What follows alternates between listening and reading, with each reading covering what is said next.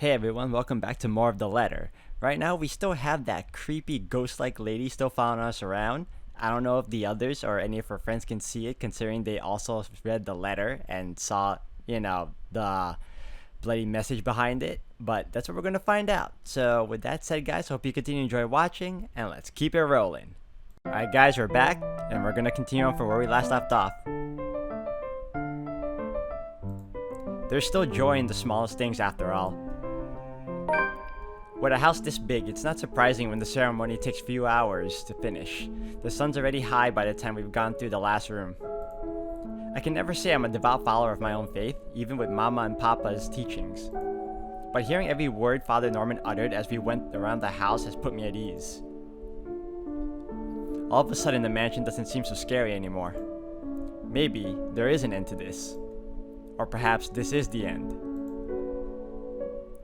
Father Norman bids us goodbye upon exiting the mansion's grounds. This probably didn't help at all if it went this smoothly. He has business in the village nearby. He says a minute gesture to reach out to the members of their parish every once in a while. It reminds me of a distant memory, of helping hands and a few kind smiles that helped my family pull through when times were tough. But before he leaves... Isabella, a word before I go? Zachary hasn't been really forthcoming with your situation. And it is something I understand it wasn't his to share. But whatever burdens you, know that it's not a permanent fixture in your life. Besides, you have people to bear it with. I bite back the harsh retorts before they come out, masking it with a smile as we wave the good priest off. His words, though meant to comfort, has only left a bitter taste in my mouth. And if they don't believe you, what am I to do? A hand lands briefly on my shoulders, taking me out of my thoughts before they take a sullen turn. But my smile doesn't quite reach my ears when I turn to him. Say, do you want to go somewhere? Right now? Where to? Anywhere in the city. I'll leave it up to you. I don't know. On one hand, we can learn some more about Zach if we hang out with him, or maybe we might have a different route if we decide to just, blow him off for now. Let me see what the new relationship has right now. Okay, so we're good with Zach. Marianne is the same, but we broke the threshold with her though. Rebecca, we're nearly there. Ashton, we already did too. I don't know. You know what? Let's do it. It wouldn't hurt. I've got some stuff I need to buy. Groceries. And there's a shop I want to check. Is it real food this time? Let me guess. Rebecca? She's just worried about you. Even I can't eat that much instant noodles. Think of it as a talent. Let's just go, Zach. I smile, a real one this time, devoid of any unpleasant thoughts. Regardless of what happened between us these past few days, I don't want to think harshly of them. Zach had me wait on a nearby bench upon arriving, prior to going off somewhere. He hadn't returned since, and it's been a good 20 minutes of being left alone entirely to my thoughts. In this weather, the city parks give off a lazier and more languid vibe than usual. Where children are usually seen running around and playing, there are now people lying, leaning back on their picnic baskets, simply enjoying the afternoon sun. The smell of food drifts from nearby carts, and if the wind blows in the right direction, one would catch the whiff of freshly trimmed grass. I'd gladly sleep on this bench if I wasn't waiting for someone. Or anyone. Soon enough, I see his hulking figure running towards me, carrying a medium-sized box on one hand and casually waving the other at me. He's panting when he reaches my bench. Sweat drips profusely from his forehead, but there's a grin on his face. Sorry, the line was really long. You didn't have to run.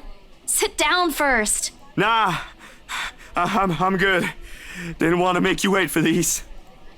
I already know what's in the blue box before he opens it.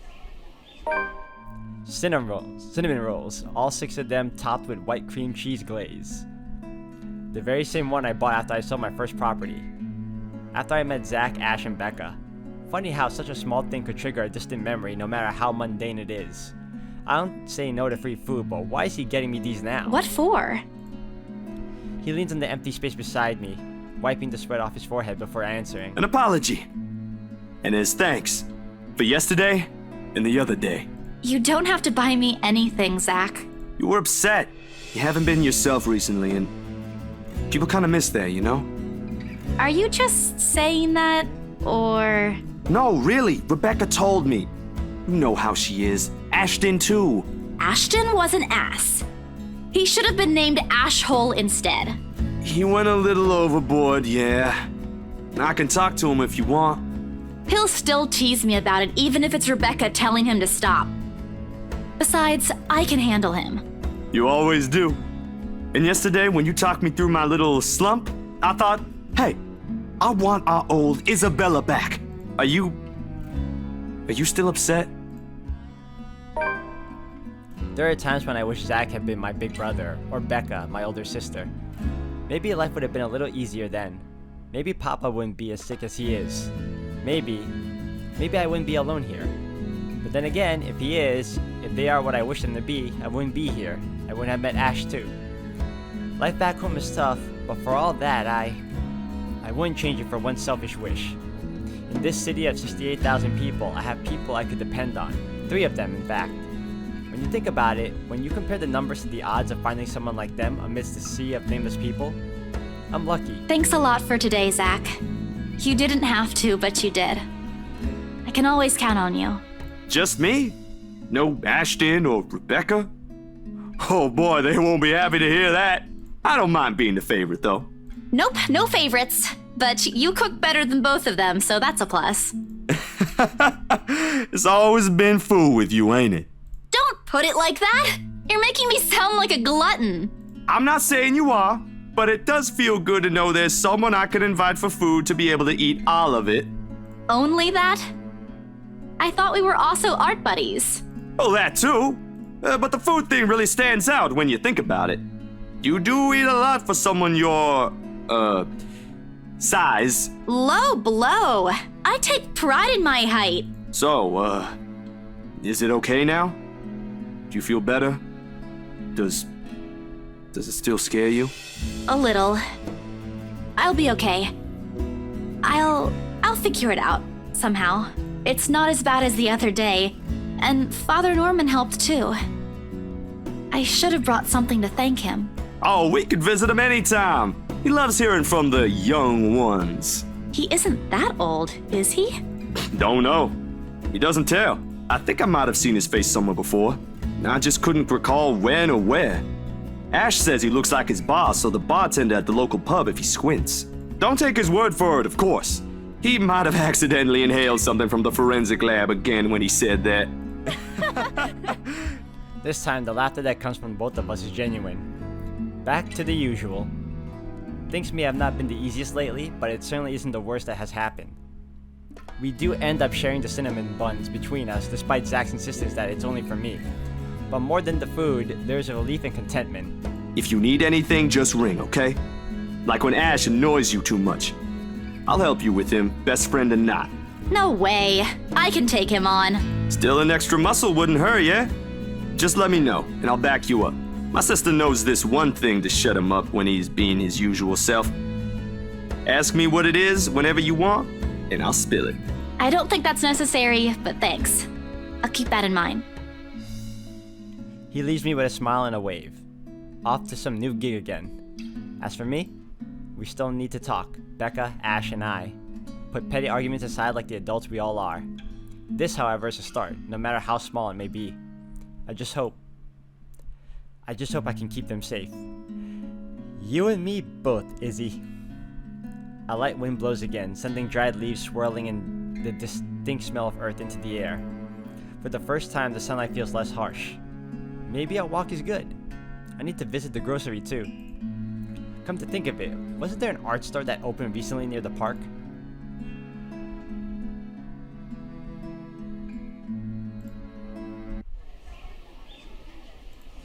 The cat's name is Berthiel. Or at least that's what his collar says. It's an odd name to give a cat in my opinion, but it speaks grace much like the one that carries it. It shows in the way he swishes his tail and his eyes follow my hand's every movement. I'm not sure what he finds fascinating in me, to be honest. I wasn't the very picture of grace when he found me, after all. It was a bad idea carrying 2 heavy bags of newly bought art materials and groceries without help or a sure ride home. In hindsight, perhaps I should have bought all of these at the same time. I didn't even make it past the park. And now I'm suffering underneath the glaring afternoon sun, hunched up on a park bench and drenched in sweat in the company of a cat curiously watching my every movement. I hope it stays where it is. It's just a black cat, but back at home, they're all considered ill omens. Don't look at me like that. I can act graceful as well if I want to. Not that I've ever acted graceful in my life, of course. Growing up with rowdy younger brothers and a sister does that. Or maybe it's the opposite. Mama used to call me a little troublemaker before. Well, graceful or not, there's no use moping. A short breather and then I'm off home. Besides, it isn't like the company's bad, even if it's a cat. As long as it doesn't bite or crosses my path. Well, where's your owner anyway? He has one, doesn't he? An owner? That's what the collar's for, isn't it? A bandage is wrapped on one of its paws, though. I wonder what happened to it. Did he run away? Well, if you don't have one, I won't be able to take you in. My apartment doesn't allow pets. I tried to bring one home before, a cat. Not black, of course. And Rebecca threw a fit before the landlady could. I take a small packet of sweets from one of the bags beside me and pop it open. As I'm about to put one into my mouth, he meows. My hand stops. Do you want one? He doesn't meow again as I'm expecting him to, but I take his unblinking gaze as a yes. I shift the piece to my palm and hold it out to him warily. He sniffs it at once, twice, before. Baruthia! Like a good, properly trained cat, Baruthia responds as soon as he's called. Recognition comes as soon as my head snaps in the direction of the voice. Miss Bacalo's hard to miss, what with her height. I'm sorry. Did my cat hurt you? Miss Santos, was it? I'm surprised to see you here. Nice to meet you again, Miss McCullough. Were you harmed in any way? I'm sorry. Baruthiel's not exactly fond of other people. Even run away from the veterinarian right now. Oh no, he was just sniffing my hand earlier. My Baruthiel's a she. Well, excuse me. She, all this time, I thought. The pause in conversation, if this can be called one, is uncomfortable. We're merely two people working different jobs for the same client. Frankly, meetings like this don't happen a lot, and if it does, a simple nodding of heads is enough. Talk about her cat, talk about her job. It's always something. Alright, well, let me check this out. Alright, we're nearly maxing out with Zach. I think my theory is, I think if our friendship passes the threshold, they'll survive. I think. I could be wrong, because that would seem a little too easy also. But, or maybe it really is just reliant on our choices. Alright. I guess we can talk about her cat. I keep my tone cordial and warm. I'm actually surprised you have a cat, Miss McCullough. And why exactly is that? There are a lot of people who have pets. Yeah, but not a black one. I'm amazed you're taking care of one. I don't understand what you're trying to get at. Is there a problem with my cat? No, not at all. She's very sweet. Just in other cultures, aren't they a sign of bad luck? Back at home it is. My grandmother used to tell me stories about it, and Nothing has happened to me so far. displeasure is evident on her face. Ah, of course. I've forgotten that for other people, black cats are an omen of good luck. There you go again, running your mouth off, Isabella. I rack my brain for a way to remedy the situation, but she holds out a hand. This is a good place to stop and end this conversation, don't you think so? I get the feeling no matter what choice I picked, she would have been ticked. So, whatever. It is good to see you again, Santos. A complete dismissal if I've ever heard one. I watch her as she leaves, though she stops shortly before crossing the threshold separating the park and the street. She faces me again, looking like there's something she has forgotten to say. By the way, about the Ermengarde mansion, with my clients, it's the rights. I mean, I hope you don't mind me asking, but has the deal been finalized? There's still a few papers they need, but the house is more or less theirs now. Ah, thank you. That's all I needed to know. Wait, about the mansion. The letter, the same one they saw. Whoever she is, she's asking for help. Someone. I want to tell Miss Bacala that the urban legends aren't just legends anymore. They're real. She's not gonna believe me. Don't mind me. I need to go too. Have a good day, Miss McCullough. I hasten to pick all the bags I've left on the bench and ran as far as my legs can take me. Let me see how my relationship with her is right now. It got lowered. Alright. Well, what can you do? In that moment, what I'm carrying in my hands weighs far lighter than the overwhelming guilt trying to consume me. Home. I want to go home. Anywhere where I won't be reminded of the house. Of her. Of my own cowardice. The food tastes less appetizing tonight. A pity. One would think that someone who had been out on a continuous binge of instant noodles would find a home-cooked meal enjoyable. But it isn't. Hunger isn't what is gnawing at me tonight. Neither are my sore muscles. The TV runs loudly in the background, but what it says barely registers in my brain. It's hard when the things you're trying to forget keep returning to the forefront of your mind. It distracts you. Eats at you. Devours you. I wish this would stop. I wish I wasn't the one who picked it up. I wish it was somebody else. In other local news, a woman was found dead in her home yesterday evening. Luxbourne police officials are currently investigating the crime scene, but has classified the case as homicide. Huh? The victim, identified as Rose Pamela Cooper, 33 years old, working as a real estate agent. What? No. Wait. You...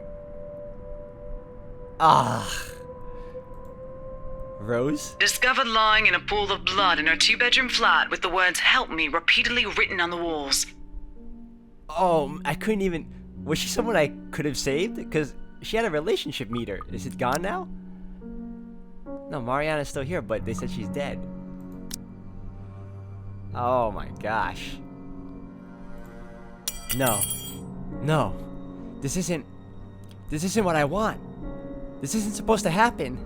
None of this is supposed to happen. No one's supposed to die. Those are just stories, right? Legends. That's what everyone has kept telling me, so why? And I... Immediately, I rushed to my study table and searched my phone. My hand, cold from dread, clings tightly to it as soon as I touch its edges.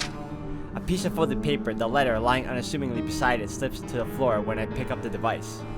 But I pay it no mind. There are more important things. Right now, I need to call her. I need to call her. I was with her. I was with her not too long ago and she was okay. No. No. No! It isn't Rose. I'm sure of it. I just talked to her and... A sob escapes me and hot tears begin to blur my vision. One after another they trickle down, weighted by the very same guilt I refuse to admit I've been carrying from the start.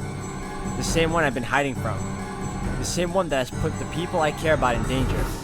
My hands shake as I navigate to Rose's number on my contacts list. She'll answer, right? That's what she always does. She'll pick it up, tell me to turn down the waterworks, and call me a wuss afterwards. Oh, I'm confusing Rose with Miss Macalla. Ah. But I didn't show her the letter. Wait, how? She'll answer. Please answer, Rose. Wait, is showing the letter like a means of a semblance of safety? Like if I showed it to her, would she have survived? No, that makes no sense either. Again and again I dial, whispering, praying, pleading. Come on, Rose. Don't do this to me. Please pick up. I know you're there, Rose. You're not dead. Please tell me you're not. This adds to the series of deaths and disappearances that has plagued Luxbourne in the recent years. But then again, if she was in the mansion, something could have happened to her, right? Like, I don't know. I'm thinking that the letter is the catalyst to everything, but no one said that the mansion still couldn't do something. I don't know anymore. The authorities are currently looking at a possible link with the notorious Anselm Butcher case. The TV runs loudly in the background. A deafening static sounds from my phone's speakers. But in my ears, I can only hear the screams, her pleas, her whispers. That was her? That was her screaming, help me? No. That was someone else. That can't be her. We are not safe.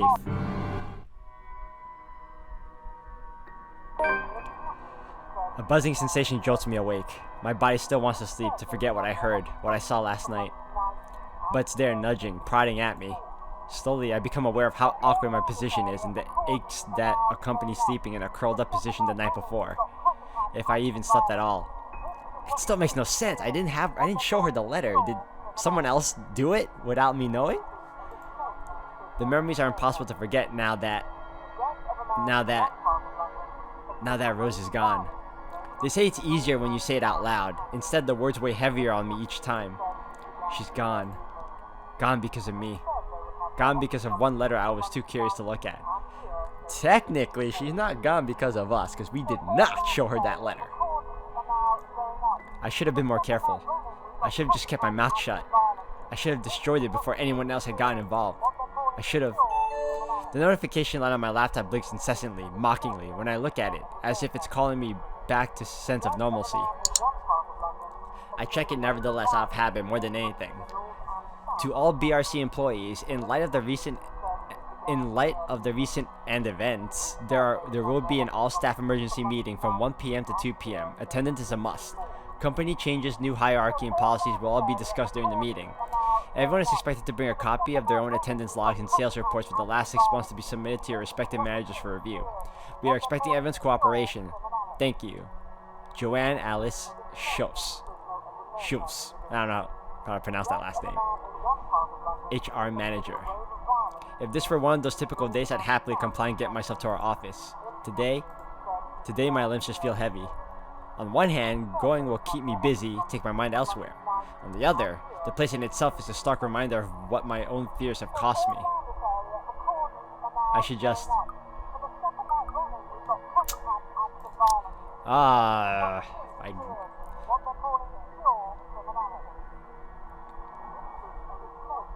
You know what? We're staying home. Forget this. My hand automatically moves to press the delete button. What's the use? I won't be able to work anyway. Not with this weighing on me. Not with the images flashing in my mind. Not with these voices calling for me. Over and over and over. I flop back down on my bed and discard the phone on the nest of pillows beside me. The TV is still running, I notice vaguely, having been left open the night before, though I have no desire nor interest in it now. Rose is dead, and it's all my fault. Shoving a pillow over my head, I make an attempt to sleep again. Anything just so I won't feel this heavy feeling in my chest. Oh, and now Becca's calling us. A cheerful voice with a tinge of hesitance greets me when I answer the sudden call. Hey there! How are you feeling? Good morning, Becca. I just want to check on you. I heard the news. How are you doing? It's as if her question has opened a dam of emotions I've been keeping at bay. Becca, Rose, she... Shh, it's okay. I know. I'm sorry. I know how much she means to you. No, you don't understand! This is what I've been telling you guys! What you've been telling... Alright. Tell you what. Why don't we eat dinner together today? I heard the diner near your office is serving your favorite today. My treat? You know, at this point, we might as well meet up with her because there's no telling what could happen if I distance myself from any more people. Like, she already saw the letter. Something's gonna happen. Alright. Perhaps it's better to talk to Becca about this in person, not over the phone and when I'm calm. It's not too late. She might still listen to a reasonable explanation. Betcha she won't. Okay. I'll meet you after school. So long as you don't make me pay, okay? I've already treated you to free food the other day. You know I'm not like that. If there's anyone who should be complaining here, it's me. But promise me you'll stay safe, all right? What's gotten into you? I don't think that's necessary, considering I'll be at school the whole day. Have you not seen the news of Rose's death and what was written on the walls, lady? You saw it in the same letter. I'll wait for you here, understood? Don't be late. I can only stay until... Promise me. If something bad happens, you'll run and... The Luxbourne Police Department continues its search for the following reported missing people. I left the phone away from my ears and turned my attention to the news. Never mind that Becca's still on the line. These faces. Hold on a second. Missing. Aren't they? Becca, I'll call you back. There's something I have to look up. Wait, Isabella, what are you... Frantic, I press the end call button and open my laptop. The loud tapping of my fingers against the keys fills the room for the rest of the days as I look through everything. The background about the place, its history from the current owners, and the list of employees hired under BRC. And I'm right. Of course I am. BRC may have a lot of staff, they may have a lot of agents hired, but I'd remember those names anywhere. After all, they're part of the crew who worked with us in preparing the mansion for the open house. Still, I've got to check. One by one, call after call, I go through each person missing on the list. This isn't anything illegal, right? I'm just someone concerned for our fellow coworker. The night has fallen by the time I've gone through the whole thing. Whoa, you really were focused, huh? They're gone. They're really gone. No one knows where, but they're gone. Then the letters... No, that can't be. I hope it's not what I'm thinking. But Rose is...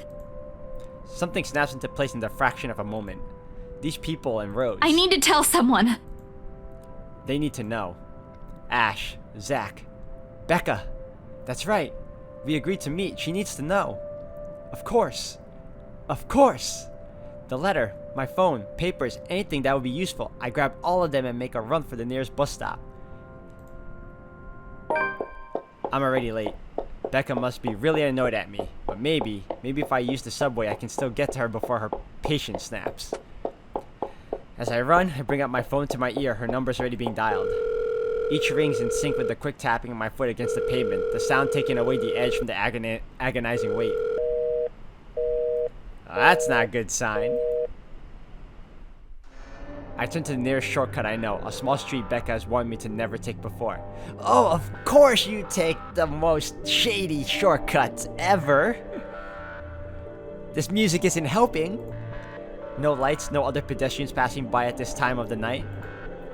I thought this city was supposed to be lively. What's going on? It's dangerous, but right now I have to. If I want to fix this, I have to get to her. Reaching the crosswalk at the end of the short avenue is a relief.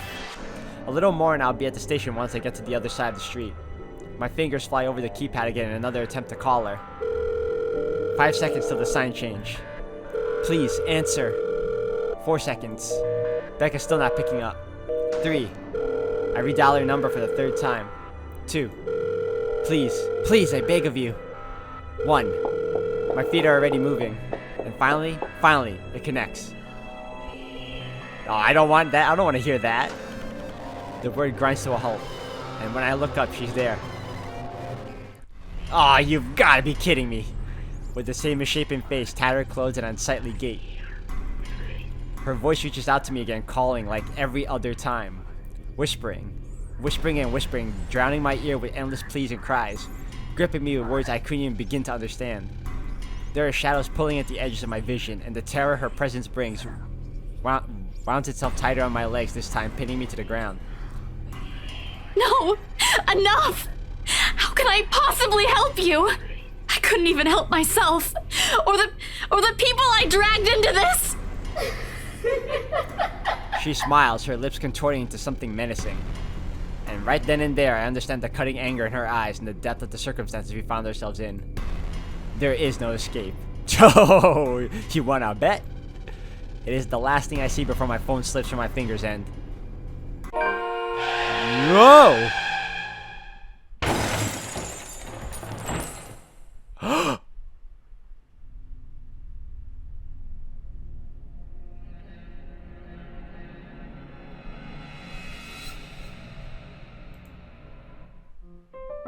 What?